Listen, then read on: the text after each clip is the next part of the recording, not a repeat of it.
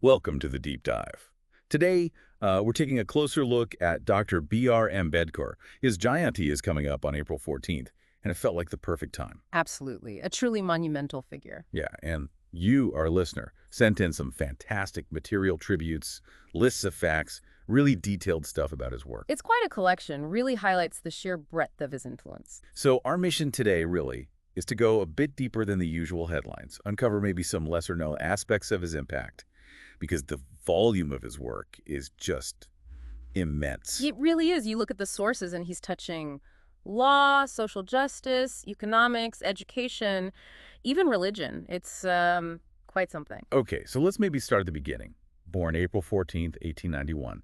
We know his early life was marked by, well, the very discrimination he fought against. Yes, the harsh realities of the caste system. But alongside that, this incredible intellectual power, the materials really emphasize his academic side. They really do. I mean, Right. the fact that he was the first Indian to get a doctorate in economics from the London School of Economics. Yeah, the DSc from LSE, that alone is just huge, especially back then. It speaks volumes. And not just one doctorate, right? Yeah. Multiple degrees from top institutions. Exactly.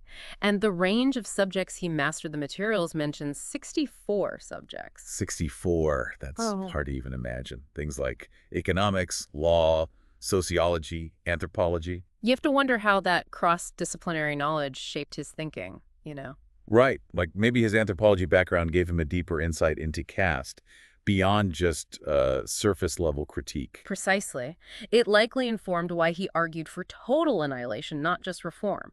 And his economics background obviously key for his later work on labor and finance. Makes sense? And then the languages. Yeah. 11 languages, Yeah. including Sanskrit, Pali, Persian, German, French. Incredible linguistic ability. Imagine the texts he could access directly, the different philosophical traditions. And also given him such a broad perspective. No doubt. It surely enriched his understanding of everything he tackled. And this detail really jumped out at me. He finished his master's at Columbia University in 2 years instead of 3. Apparently so. His professors were suitably impressed. It points to just how incredibly bright and, frankly, driven he was. Driven is the word.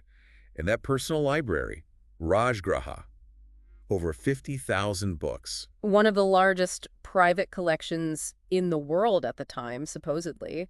It just shows this lifelong commitment to knowledge, doesn't it? He really does. So from that incredible base of knowledge, we get to perhaps his most famous role, architect of the Indian Constitution, chairman of the drafting committee in 47. And it's crucial to remember what that means. We're talking about the foundational document for the world's largest democracy. And the world's longest written constitution, too.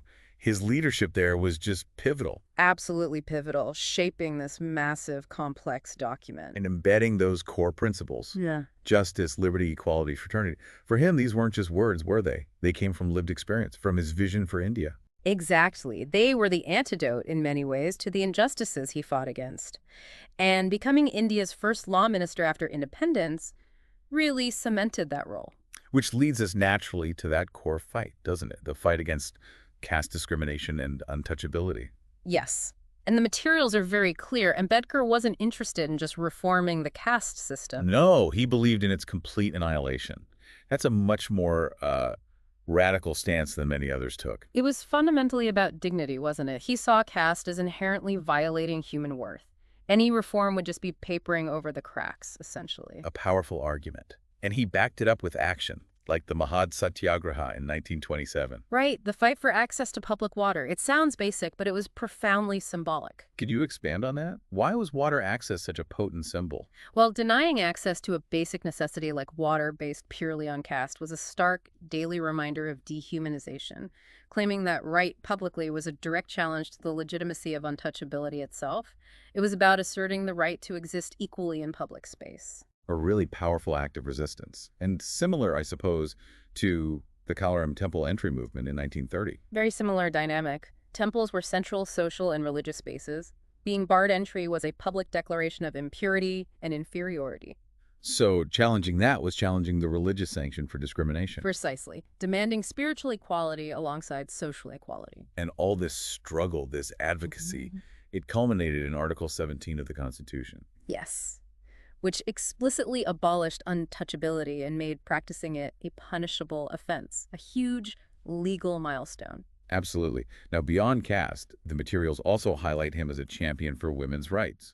Quite progressive for his era. Remarkably so. His push for the Hindu Code Bill in 1948 is a key A example. right that aimed to give Hindu women actual rights in marriage, divorce, property, inheritance, Yeah. things largely denied then. It was revolutionary for its time, granting women agency over their own lives in very concrete ways. But it faced a lot of pushback, didn't it?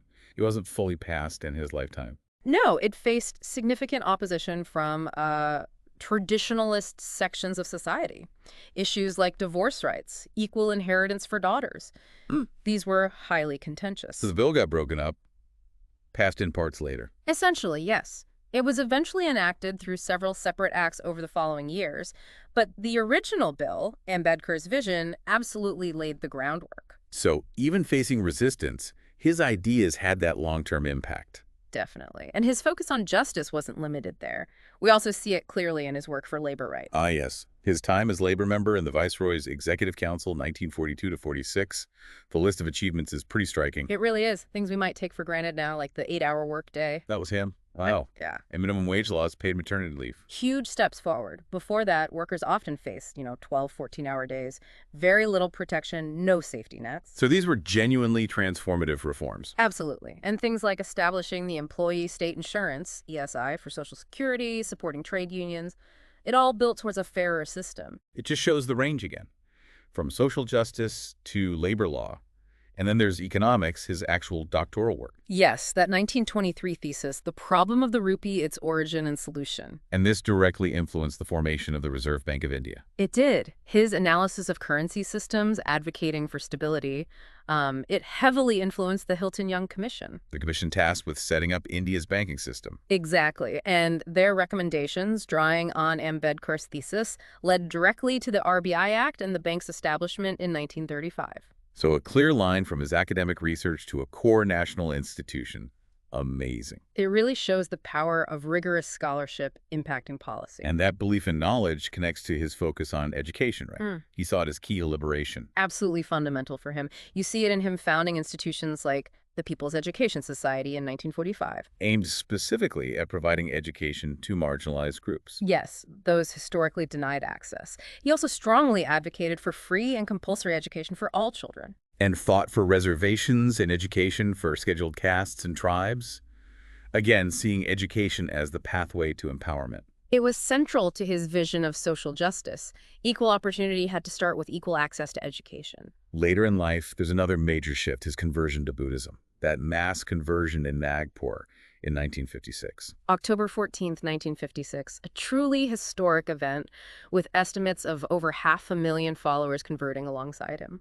What was the core motivation there? Was it purely a rejection of Hinduism's caste structure? That was certainly a primary driver. He was seeking a framework that upheld equality and dignity, which he felt Hinduism, particularly its caste system, inherently denied. And his book, The Buddha and His Dhamma, kind of lays out his interpretation. Yes, it presents Buddhism through a rational, ethical lens, explicitly rejecting caste and emphasizing social justice.